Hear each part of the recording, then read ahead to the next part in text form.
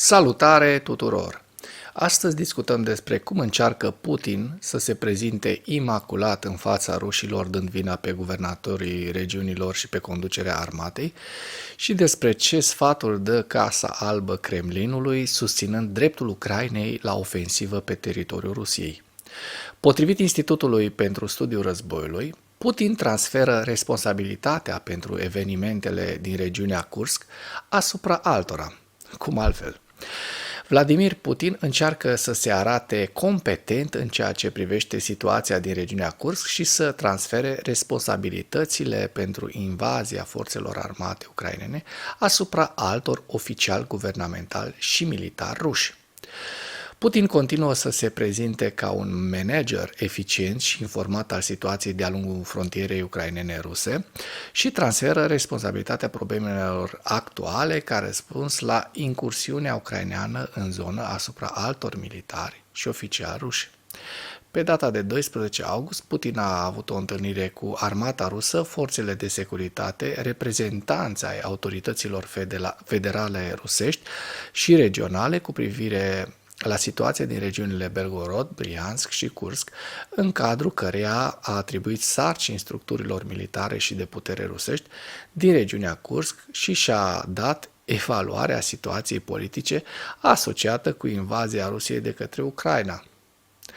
Putin a mustrat prestanța guvernatorului Kursk, Alexei Smirnov, pentru că a discutat probleme care, potrivit lui Putin, aparțin exclusiv de competența Ministerului Apărării al Rusiei și l-a instruit pe Smirnov să vorbească doar despre situația socioeconomică din regiunea Kursk.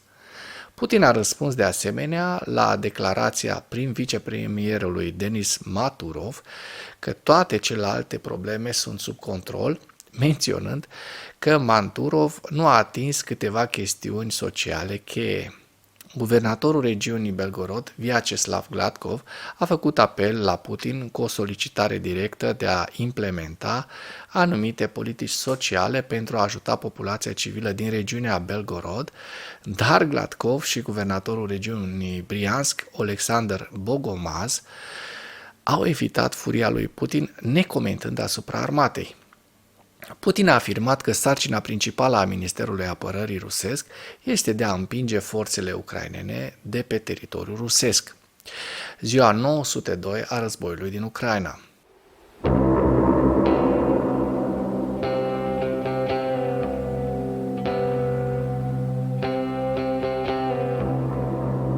Potrivit statului major al forțelor armate ale Ucrainei, în dimineața zilei de 13 august 2024, pierderile totale în luptă ale Rusiei de la începutul invaziei neprovocate asupra Ucrainei din 24 februarie 2022 se ridică la 593.160 de militari.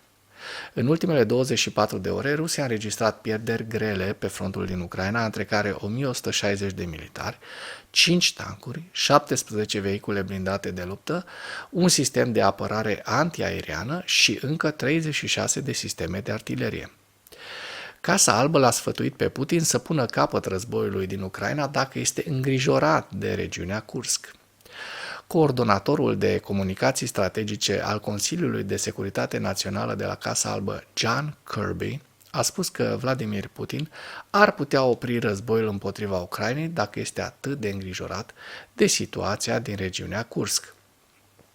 Kirby a spus că declarațiile repetate ale oficialilor ruși, conform cărora invazia regiunii Kursk este coordonată de către Occident, este toată propaganda lui Putin, de care stăpânul Kremlinului s-a agățat încă de la începutul invaziei asupra Ucrainei. Singurii care sunt în stare de război în Ucraina sunt rușii înșiși. Ei sunt cei care invadează Ucraina, iar Ucraina se apără de agresiune. Acesta este războiul Rusiei împotriva Ucrainei, nimic mai mult și nimic mai puțin, și a fost așa de la bun început, a subliniat Kirby.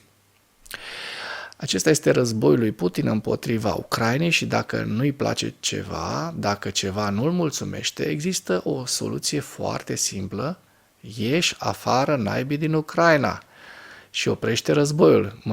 Îmi și imaginez cum a zis Kirby, John Kirby, get the hell out of Ukraine. and stop the war.